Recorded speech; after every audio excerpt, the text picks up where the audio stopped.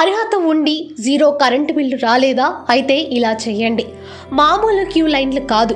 గతంలో రైల్వే టికెట్ల కోసం నిలబడినట్టు, పెద్ద నోట్ల మార్పిడి సమయంలో బ్యాంకుల వద్ద నిలబడినట్లు, కరోనా టైంలో వ్యాక్సిన్ల కోసం బారులు తీరినట్టు ఎంత పెద్ద లైన్లు ఉన్నాయో తెలుసా? అవునా? ఎక్కడ, ఎందుకు వాళ్ళంతా నిల్చుంటున్నారో తెలుసా? అక్కడికే వస్తున్నాం. జీరో కరెంటు బిల్లు స్కీమ్లోకి తమను చేర్చాలని అభ్యర్థిస్తూ ప్రభుత్వ ఆఫీసులకు పరుగులు తీస్తున్నారు వినియోగదారులు.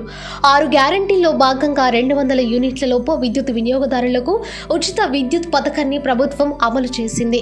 మార్చి నెల నుంచి జీరో బిల్లు ఇస్తోంది. అయితే ఈ పథకానికి అర్హులైనప్పటికీ టెక్నికల్ సమస్యతో పాటు పలు కారణాలతో చాలా మందికి జీరో బిల్లులు రాలేదు. రేషన్, ఆధార్, విద్యుత్ సర్వీస్ నంబర్లలో తప్పులు, డేటా ఎంట్రీ పొరపాట్ల కారణంగా సమాచార ధృవీకరణ జరగలేదని విద్యుత్ అధికారులు చెబుతున్నారు. అర్హులుగా ఉండి జీరో బిల్లులు రాని వారు మండల పరిధిలోని ఎంపీడీఓ ఆఫీస్కు వెళ్లి మరోసారి దరఖాస్తు చేసుకోవాలని సూచిస్తున్నారు.